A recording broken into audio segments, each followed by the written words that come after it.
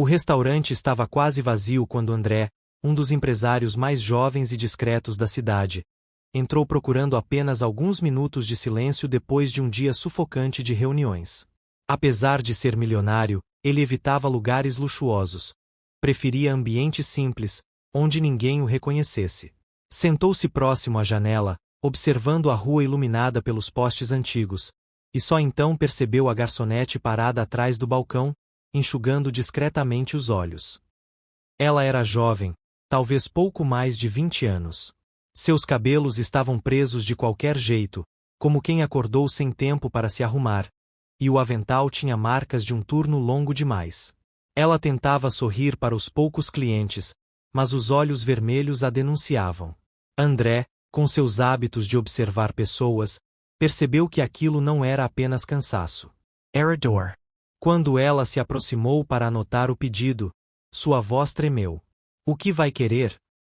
perguntou, com um esforço visível para soar neutra. "Café." "Só isso", respondeu ele, gentil, sem comentários sobre o evidente estado dela. Ela assentiu e se afastou, tentando manter a postura. Mas quando virou as costas, André viu lágrimas escorrerem novamente. Ele olhou ao redor, pronto para ignorar. Afinal, não era da sua conta. Mas algo dentro dele incomodou. Uma memória antiga, de quando ele mesmo trabalhava como atendente e ninguém percebia que ele chorava escondido no depósito para aliviar as frustrações. Ele sabia exatamente como era ser invisível. Quando a garçonete voltou com o café, colocou a xícara à mesa e rapidamente tentou evitar o olhar dele. "Está tudo bem?" ele perguntou, sem rodeios. Ela congelou por um segundo, surpresa. Ninguém ali tinha se importado. Engoliu seco. "Está." Mas a voz falhou. "Está sim." Mentora Clara. Ela recuou um passo, como se tivesse cometido um erro apenas por demonstrar fraqueza. André não insistiu, apenas sorriu de forma compreensiva. "Obrigado." Ela assentiu e saiu rápido para o outro lado do salão. Elisa segurava o cheque com tanto cuidado quanto se fosse algo frágil. Não sabia se deveria sorrir ou desmoronar por completo. Passou alguns minutos ali, escondida no depósito, tentando entender por que um desconhecido, ainda por cima um homem tão importante, teria se importado o suficiente para lhe deixar aquilo. Ela não conseguia lembrar a última vez em que alguém a tinha visto de verdade. As palavras do bilhete ecoavam em sua mente com uma força quase dolorosa. "Você importa." Ela fechou os olhos e sentiu algo dentro de si se rearrumar, como se um pedaço da sua vida que tinha sido empurrado para o fundo tivesse finalmente espaço para respirar. O restante do turno passou em câmera lenta. Ela atendia mecânica e educadamente, mas o coração parecia flutuar. As contas atrasadas, o medo de ser despejada, o desespero com a saúde da mãe, tudo ainda existia, mas pela primeira vez em meses não parecia impossível de resolver. Era como se alguém tivesse tirado uma tonelada de seus ombros só por lembrá-la de que ela ainda tinha valor. Quando saiu do trabalho, já depois da meia-noite, caminhou até o ponto de ônibus abraçando a bolsa contra o peito. A cidade estava silenciosa e úmida, e as luzes dos prédios refletiam nas poças de água do último sereno.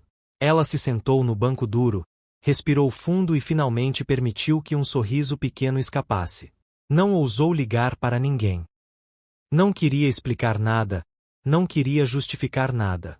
Queria apenas guardar aquele milagre para si por algumas horas, como quem recebe algo tão raro que precisa se certificar de que não é ilusão. Quando chegou em casa, encontrou a mãe dormindo no sofá, a televisão ligada em volume baixo. Elisa a cobriu com uma manta, beijou sua testa e fechou a porta do quarto com cuidado. Deitou-se na cama e encarou o teto por muito tempo, com o guardanapo ainda entre as mãos. As lágrimas vieram de novo, silenciosas, mas agora havia algo doce nelas. Na manhã seguinte, antes de qualquer coisa, ela foi ao banco. Quando Elisa terminou de contar sua história, André ficou em silêncio por alguns segundos, não porque não soubesse o que dizer, mas porque sentiu um impacto profundo naquilo tudo. Ele estava acostumado a investir em projetos grandes, a doar quantias que mudavam comunidades inteiras, mas nunca tinha visto tão de perto como um gesto pequeno podia transformar a vida de alguém de maneira tão íntima. Você não faz ideia do quanto isso significa para mim. Ele disse, com a voz mais baixa do que pretendia. Eu sempre me pergunto se o que faço realmente chega às pessoas.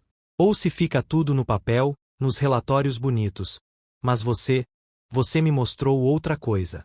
Elisa corou, mexendo nas mãos. Eu não fiz nada extraordinário. Só tentei não desistir. E isso é extraordinário. André sorriu. Você continuou, mesmo quando tudo te empurrava para baixo. Sabe quantas pessoas se perdem aí? Sua força é rara. Ela não estava acostumada a ser elogiada assim. Era como se cada palavra dele quebrasse mais uma das paredes invisíveis que ela tinha construído para se proteger da vida. Os organizadores do evento chamaram André para subir ao palco. Ele pediu um instante, virou-se para Elisa e disse: Fica! Quero falar com você depois. Ela assentiu. Quando André entrou no palco, o auditório ficou em silêncio. Ele começou sua fala falando sobre oportunidades, desigualdade, coragem. Mas então parou, olhou para o público e mudou totalmente o discurso planejado. Hoje, ele disse, encontrei alguém que me lembrou porque comecei tudo isso. Alguém que me ensinou que esperança não precisa de milhões. Às vezes só precisa de um gesto. Elisa sentiu o coração acelerar. Ele não citou seu nome, mas cada palavra parecia iluminá-la como um holofote. A luta diária de uma pessoa comum pode ser mais inspiradora do que qualquer trajetória de sucesso estampada em revista. Porque são essas histórias que nos lembram que o impossível só é impossível até alguém decidir tentar. Quando o evento terminou,